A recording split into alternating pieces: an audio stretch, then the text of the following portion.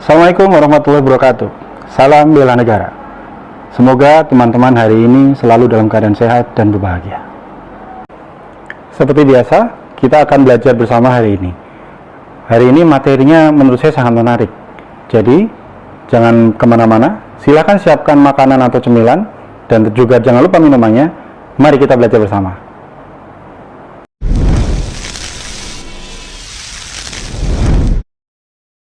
Hari ini kita akan berdiskusi tentang bentuk-bentuk konten di media sosial. Kita harus memahami bahwa media sosial saat ini adalah sebuah platform. Jadi sebagai platform teknologi, media sosial digunakan untuk berbagi gagasan, pemikiran, dan informasi dengan komunitas virtual dengan menggunakan jaringan internet. Media sosial fokus pada eksistensi pengguna yang memfasilitasi mereka dalam beraktivitas maupun berkolaborasi. Media sosial dapat dipandang sebagai media daring yang menguatkan hubungan antar pengguna sekaligus sebagai sebuah ikatan sosial. Konten adalah raja di media konvensional maupun di media sosial. Jadi kreativitas dalam membuat konten menjadi suatu hal yang vital. Pesan yang disampaikan bisa saja sama, tetapi kreativitas dalam membuat konten dan menyajikan pesan bisa menjadi memberikan nilai tambah. Media sosial yang dipilih juga tidak kalah penting. Pilihan media sosial juga berpengaruh pada konten yang akan dibuat. Pesan yang sama bisa disampaikan dalam bentuk konten yang berbeda di media sosial yang berbeda. Nah, ini yang tidak kalah penting, algoritma media sosial. Media sosial perlu dikelola dengan cara-cara yang sesuai dengan karakteristik masing-masing media sosial. Jangan dengan perspektif media luring dan dianggap sebagai saluran yang satu arah. Media sosial memiliki lingkungan yang berbeda, karakteristik yang berbeda, dan interaksi yang lebih interaktif dibandingkan media luring. Ada algoritma media sosial yang harus dipertimbangkan dalam memproduksi konten, jenis konten yang dipilih, publikasi, maupun interaksi. Jenis-jenis konten di media sosial ada beberapa macam. Yang setidaknya perlu kita ketahui adalah konten dalam bentuk berita, konten untuk promosi atau iklan, konten berisi tips, informasi, tutorial atau quiz, dan konten berupa sosialisasi kebijakan. Masing-masing jenis konten ini ada di berbagai media sosial kita. Kita harus paham karakteristiknya. Jadi ketika kita membuat konten berita di media sosial tertentu, tentu kontennya harus disesuaikan dengan karakteristik media yang kita gunakan. Begitu juga dengan konten promosi atau iklan. Ketika kita memilih media sosial tertentu dengan karakteristik tertentu, tentu konten promosi atau iklan juga harus disesuaikan dengan karakteristik di media tersebut. Nah, sekarang kita bicara tentang media sosial. Jadi, kita pasti tahu lah media sosial yang banyak dipakai di Indonesia. Ada beberapa media sosial yang populer dipakai di Indonesia. Ada Facebook, ada Twitter, ada Instagram, ada YouTube, dan yang baru-baru ini mulai booming adalah TikTok. Masing-masing memiliki karakter yang berbeda-beda. Ketika kita menggunakan Facebook untuk mempublikasikan konten kita, tentu karakteristik Facebook akan berbeda kontennya dengan yang ada di Instagram. Masing-masing memiliki karakteristik yang berbeda. Nah, setelah kita bicara tentang media sosial, maka sekarang kita akan bicara tentang mengemas pesan sebagai konten. Hal yang harus diperhatikan dalam mengemas pesan sebagai konten di media sosial setidaknya ada 3. Yang pertama adalah target khalayak yang ingin disasar. Masing-masing media sosial tentu memiliki khalayak yang berbeda. Khalayaknya Facebook misalkan, tentu sangat berbeda dengan khalayaknya Twitter. Khalayak Twitter juga berbeda dengan khalayaknya Instagram. Yang kedua adalah tujuan dari pesan. Kita harus memahami tujuan pesan kita apa. Apakah itu tujuannya untuk memberikan informasi, jadi itu berupa konten berita, atau memang itu tujuannya untuk beriklan. Jadi itu adalah konten promosi atau konten iklan. Kemudian yang ketiga adalah apa yang ingin disampaikan kepada khalayak. Media sosial yang berbeda tentu memiliki platform yang berbeda. Ketika kita ingin menyampaikan konten dalam bentuk video, apakah itu tepat diletakkan di Facebook? Ketika konten itu berupa teks misalkan, apakah itu layak ditempatkan di Instagram? Itu yang harus kita perhatikan. Jadi dalam menggunakan media sosial, kita bisa mengutip pernyataan dari John Lennon. The miracle today is Tunggu. Apakah ini gambar John Lennon?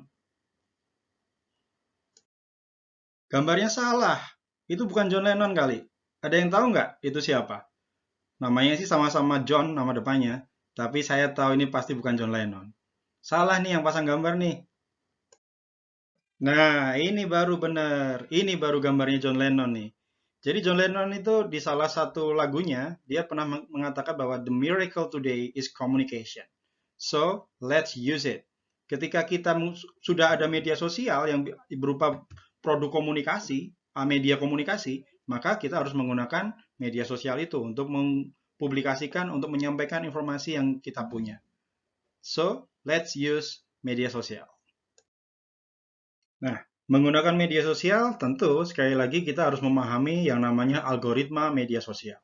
Dengan memahami dan memanfaatkan algoritma media sosial, bisa jadi hanya dengan 1 atau 2 konten yang diunggah oleh puluhan akun di media sosial, bisa mengalahkan 100 konten dari 1 akun resmi. Itu sudah banyak buktinya. 100 konten yang diproduksi oleh Sekretariat Presiden misalkan, akun Sekretariat Presiden, yang berisi konten-konten yang baik, bisa jadi hanya kalah oleh 1 atau 2 konten negatif yang itu diviralkan oleh puluhan akun yang ada di media sosial. Lalu apa saja sih jenis-jenis konten yang ada di media sosial? Jadi konten di media sosial setidaknya bisa dikategorikan menjadi 2, yaitu konten visual dan konten audio video. Konten visual terdiri dari teks, infografis, carousel, slide, quote, foto naratif, GIF, dan meme. Sedangkan konten berupa audio video itu bisa berupa podcast, live streaming event, webinar, dan vlog. Teks adalah konten yang paling dasar di media sosial maupun di media konvensional. Jadi karena teks cenderung membosankan, maka biasanya dibuat sesingkat mungkin. Itu sebabnya media sosial yang berbasis teks seperti Twitter misalkan, membatasi karakter teks yang dapat diunggah. Kemudian teks yang panjang di Twitter biasanya juga disajikan dalam bentuk cool tweet, yaitu tweet atau cuitan yang berseri untuk tema yang masih ada hubungannya. Kemudian infografis. Infografis berusaha untuk menjelaskan informasi dengan data yang kompleks menjadi bentuk yang lebih sederhana dan mudah dimengerti. Alasannya karena simbol-simbol dan gambar di dalamnya menyederhanakan proses penyampaian informasi. Karena itu, infografis cenderung lebih disukai dan lebih mudah untuk disebarluaskan. Kemudian carousel adalah konten visual yang identik dengan konten berseri yang disusun secara bergeser. Jadi ketika di Instagram misalkan ada beberapa konten, kita geser gitu, ternyata masih menyambung gambarnya gitu ya. Jadi fitur ini mulanya juga terdapat di media Facebook yang kemudian lebih populer di Instagram. Carousel memungkinkan pengguna sosial media untuk mencerna informasi yang awalnya hanya terbatas dalam satu visual berbentuk persegi menjadi beberapa seri, sehingga proses penyampaian informasi menjadi lebih berkembang dan lebih kreatif. Kemudian slide, itu mirip dengan carousel, tapi yang membedakan adalah fitur slide itu tidak berhubungan ya, dia lebih banyak di LinkedIn. Jadi lebih mengoptimalkan penggunaan materi yang mulanya hanya ada di ruang presentasi, seperti PowerPoint atau PDF. Penggunaan slide menjadi menarik karena lebih banyak digunakan untuk menyampaikan laporan-laporan dan data yang memang memiliki banyak informasi teks. Namun karena disajikan secara presentasi, maka informasi yang disampaikan menjadi lebih mudah dimengerti, dan selain itu konten visual yang ada di materi slide juga membantu pembaca untuk bisa memahami informasi dengan lebih sederhana. Jenis konten berikutnya adalah quote. Materi konten yang visual, ya, materi quote itu adalah konten visual yang relatif lebih mudah dibuat di media sosial. Jadi kutipan-kutipan itu biasanya diambil dari pendapat seseorang yang inspirasional maupun memiliki pendapat yang punya pengaruh yang besar.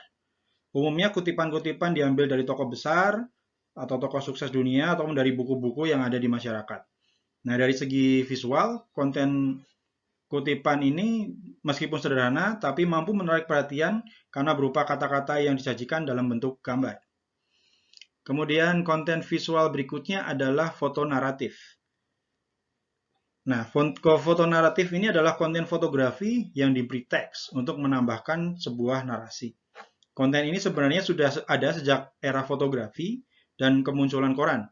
Namun di era media sosial, media konten jenis ini menjadi kembali diminati karena memiliki pengaruh emosi yang lebih kuat. Alasannya karena umumnya foto naratif dibuat oleh jurnalis, ya, jurnalis foto, yang sering berusaha membangun cerita melalui sebuah foto dengan momen yang tidak biasa. Sehingga jika mulanya hanya tentang sebuah foto, jika ditambahkan dengan kata-kata yang naratif, hasilnya adalah konten visual yang memberikan dampak emosi yang lebih kuat. Kemudian konten visual berikutnya adalah GIF. Konten visual GIF adalah konten yang mulanya adalah video, tetapi karena format video relatif berat untuk dibuka dan terlalu lama durasinya, akhirnya diperpendek dan dipersingkat menjadi hanya beberapa frame saja. Dan GIF juga relatif lebih ringan filenya. Hasilnya adalah sebuah gambar bergerak yang ringan untuk dibuka dan disebarluaskan. Pembaca atau penonton konten GIF tidak lagi takut untuk kehabisan pakai data, itu yang penting kan? Ataupun harus menunggu buffer.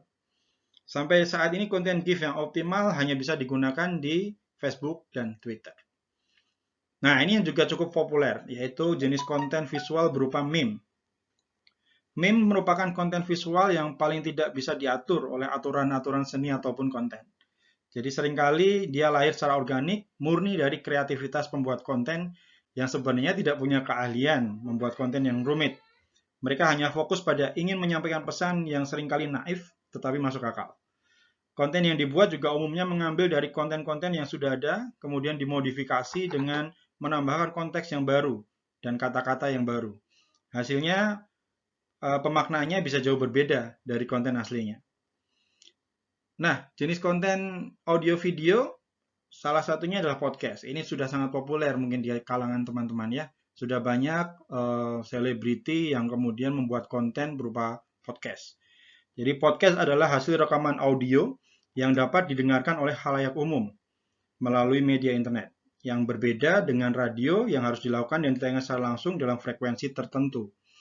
Nah, dalam podcast ini dapat diimplementasikan kapanpun, serta dapat didengarkan melalui berbagai media elektronik yang ada. Karena sifatnya yang on demand, podcast sangat digemari oleh pengguna internet daripada hanya mendengarkan siaran dari radio yang memiliki keterbatasan dalam akses, frekuensi, dan juga waktu. Jadi kalau di podcast, kita bisa nonton kapan aja. Kita juga bisa lihat yang lagi ngomong itu siapa. Ya, karena dia juga seringkali podcast ditampilkan dalam bentuk audio video. Tidak hanya suaranya saja. Tapi kalau kita pengen dengerin radio, ya ketika kita nyalakan radio ya hanya siaran itu saja yang bisa kita dengarkan. Kita nggak bisa milih, gitu loh. Kemudian podcast ini ada beberapa macam ya. Jadi berupa interview podcast, ya. Jadi podcast itu ada hostnya mewawancarai bintang tamu gitu yang hadir. Kemudian solo podcast, jadi seperti monolog saja begitu. Kemudian multi-host podcast. Jadi ada beberapa host yang terlibat, bisa juga ada bintang tamu yang terlibat, dan jadi lebih menarik kalau multi-host podcast. Berikutnya adalah live streaming. Jadi live streaming adalah tayangan langsung yang di-broadcast kepada banyak orang. Ini juga banyak sekali media sosial yang sudah menawarkan live streaming. Ya, sudah banyak juga di antara teman-teman mungkin yang memanfaatkan konten live streaming. Jadi dapat digunakan untuk mengetahui keadaan yang sedang terjadi di suatu tempat tanpa perlu berada di lokasi yang sama. Kemudian berikutnya adalah web seminar atau webinar. Jadi adalah kegiatan seminar yang dilakukan melalui situs web atau aplikasi tertentu dengan menggunakan internet. Kegiatan webinar saat ini tumbuh saat pandemi. Ya, ketika pandemi ini banyak sekali kegiatan-kegiatan menggunakan format webinar. Jadi bisa diikuti oleh banyak peserta secara daring dan tidak harus ada di satu tempat yang sama gitu. Seminar berbasis web ini juga bisa diakses melalui website atau aplikasi, tapi kelemahannya adalah koneksi internet. Jadi ketika koneksi internetnya tidak lancar atau tidak stabil, ya kita bisa terpental dari webinar yang sedang kita ikuti. Kemudian jenis konten audio video berikutnya adalah vlog. Ini juga sudah banyak yang teman-teman pasti paham. Jadi adalah video blog ya. Vlog itu adalah singkatan dari video blog. Vlog adalah sebuah blog yang menggunakan media video sebagai pengganti konten artikelnya.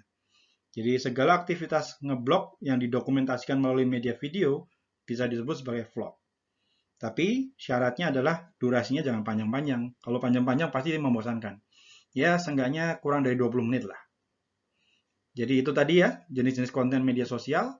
Kita tahu ada konten berupa visual dan ada konten berupa audio video. Nah, sekarang kita akan diskusi tentang karakteristik dari masing-masing media sosial. Ya. Karakteristik konten dari masing-masing media sosial. Apa aja itu? Ayo, kita ikuti. Yang pertama adalah Facebook. Ya, saya yakin mungkin nggak semua teman-teman yang mengikuti materi ini punya Facebook ya, karena saya yakin teman-teman yang mengikuti materi ini kebanyakan adalah generasi post milenial. Facebook ini mungkin lebih populer di kalangan generasi milenial. Jadi Facebook ini fungsinya adalah untuk membangun komunitas. Jadi dia bisa dibuat page atau forum. Nah, lebih baik postingan di Facebook itu dilakukan berkala sehari 3-5 konten. Bisa posting berupa kegiatan organisasi, bisa posting artikel atau berita terkait dengan organisasi, dan karena ada fitur video atau foto, tentu dengan menambahkan foto atau video akan lebih menarik. Kemudian Facebook ini juga relatif lebih bisa digunakan sebagai media untuk customer care. Nah, yang kedua adalah Twitter. Twitter ini dia karakteristiknya lebih kepada teks ya, dan karakternya sangat singkat. Maksudnya karakter itu adalah jumlah karakter yang bisa kita unggah itu sangat sedikit. Jadi dia sangat efektif untuk menyampaikan informasi yang sifatnya segera. Kemudian juga bisa dimanfaatkan untuk mempromosikan konten yang ada di website kita. Ya, bisa juga digunakan sebagai consumer care. Postingannya sih karena singkat, kita bisa posting lebih banyak. Setidaknya kita bisa posting secara berkala setiap hari sekitar 5-10 konten. Bisa juga berupa kita posting video, tapi tentu hanya bisa video pendek saja. Ya, juga bisa juga kita memanfaatkan Twitter untuk memposting video pendek behind the scene. Nah, dalam membuat konten di Twitter berupa teks, gunakanlah kalimat persuasif di cuitannya untuk mendapatkan engagement. Berikutnya ada Instagram. Nah, ini Instagram ini populer untuk posting gambar, foto. Tapi belakangan ini mulai berkembang, Instagram juga berupa platform untuk mengunggah video ya. Sudah mulai ada pergeseran tuh di Instagram. Jadi konten di Instagram ini kita bisa upload adalah berupa gambar atau video pendek. Ingat, jangan terlalu panjang. Untuk menjangkau generasi yang lebih muda, ya. Jadi Instagram ini banyak digunakan oleh generasi yang lebih muda. Jadi generasi milenial akhir, juga generasi post milenial. Nah, postingannya bisa berkala sekitar 5-10 postingan lah per hari. Jadi Instagram ini juga relatif efektif untuk pemasaran barang dan jasa lifestyle atau yang menggelitik sisi impulsif. Nah, berikutnya adalah YouTube. Kalau di YouTube tentu dia adalah platform video. Kita bisa mengunggah video yang durasinya relatif lebih panjang.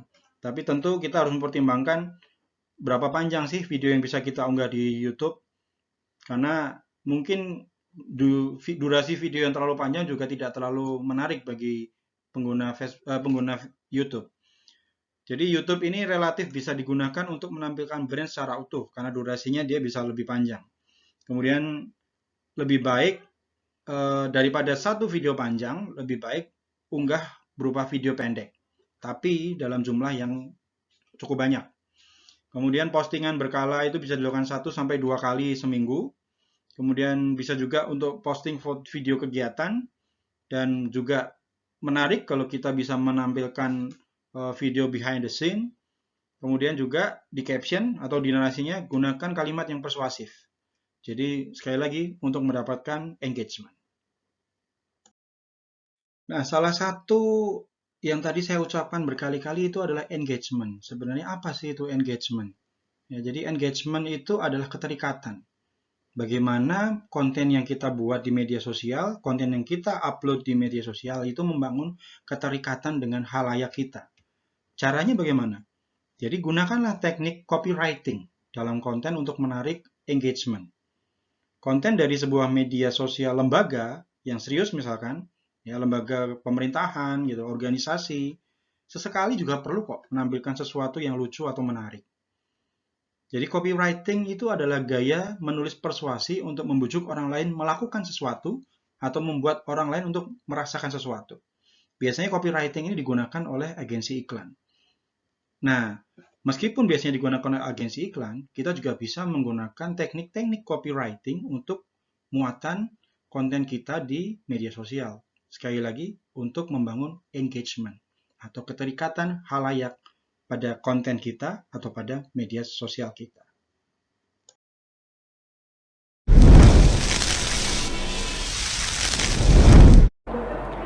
Itu saja materi kita hari ini. Mudah-mudahan teman-teman bisa memahaminya dengan baik.